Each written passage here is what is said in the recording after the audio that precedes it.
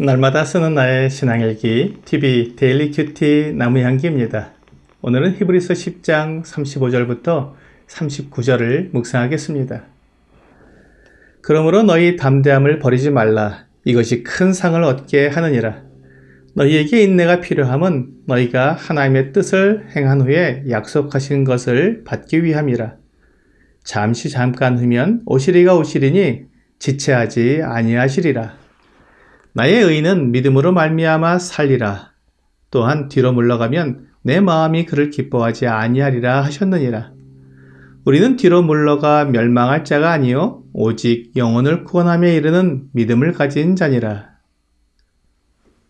하나님께서 그리스도를 통해 이루어놓으신 영원한 구원을 알면서도 거절하는 사람들에게는 무서운 마음으로 심판을 기다리는 것과 대적하는 자를 태울 맹렬한 불만이 있다고 앞에서 말한 다음에, 그러나 고난의 큰 싸움을 견디어낸 참 믿음의 사람들은 어떠한 어려움이 있어도 그것을 기쁘게 당하며 결코 넘어지지 않는데 그것은 더 낫고 영구한 소유가 있는 줄 알기 때문이라고 말했습니다.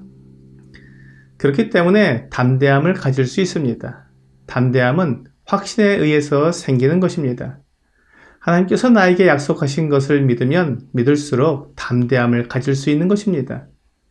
요한일서 4장 16절과 17절은 하나님이 우리를 사랑하시는 사랑을 우리가 알고 믿었노니 하나님은 사랑이니라. 사랑 안에 거하는 자는 하나님 안에 거하고 하나님도 그의 안에 거하시느니라. 이로써 사랑이 우리에게 온전히 이루어진 것은 우리로 심판날에 담대함을 가지게 하려 함이니 주께서 그러하심과 같이 우리도 이 세상에서 그러하니라 라고 말씀하고 있습니다. 하나님께서 우리를 사랑하시는 사랑을 알고 믿은 이 믿음이 우리에게 담대함을 가지게 해준다고 말씀하고 있습니다. 하나님께서 나를 사랑하시는 것을 아는 사람, 그리고 그것을 믿는 사람이 무엇을 두려워하겠습니까? 하나님께서 나를 사랑하시는 그 사랑은 앞에 9절과 10절에서 분명히 말씀하고 있습니다.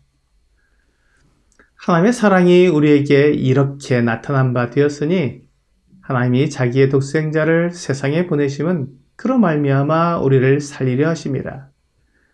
사랑은 여기 있으니 우리가 하나님을 사랑한 것이 아니요 하나님이 우리를 사랑하사 우리 죄를 속하기 위하여 화목제물로 그 아들을 보내셨습니다.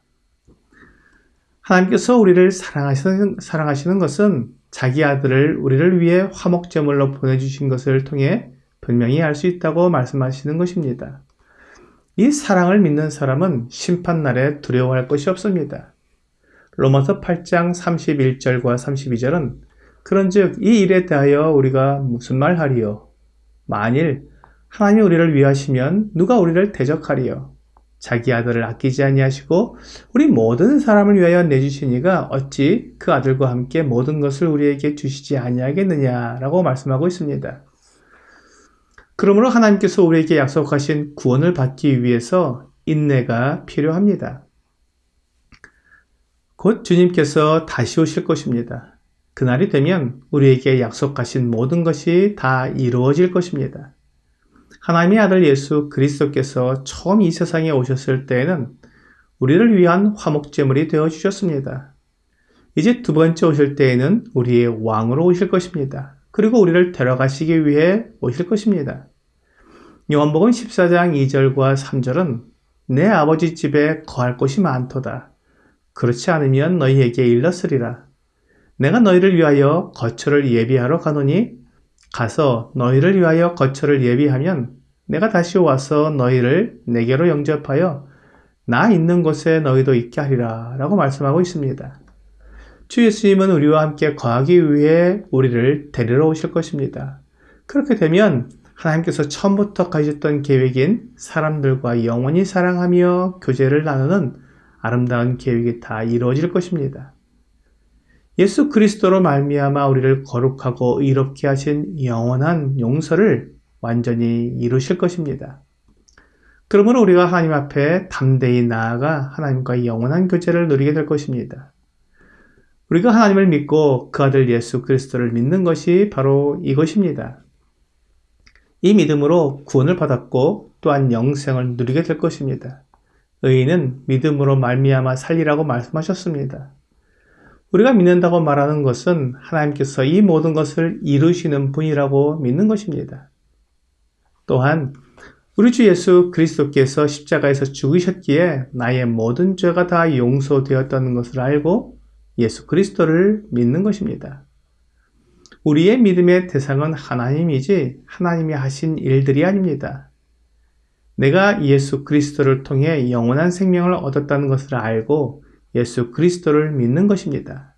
왜냐하면 예수 그리스도께서 나에게 영원한 생명을 주시는 분이기 때문입니다. 우리에게는 아직 영원한 생명이 주어지지 않았습니다. 주 예수님께서 다시 오시는 그날 우리에게 주실 것입니다.